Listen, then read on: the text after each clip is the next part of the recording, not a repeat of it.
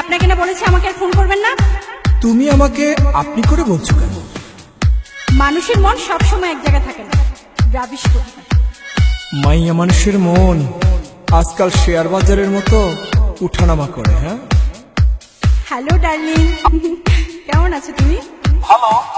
অনেকক্ষণ ধরে তোমার নাম্বারটা বিজি পাচ্ছি। আর বলো না, অচেনা একটা নাম্বার থেকে আমায় ভীষণ বিরক্ত করছিল। রাখো তো ওসব কথা, তোমার সাথে কখন দেখা হচ্ছে সেটা বলো। ভীষণ মিস করছি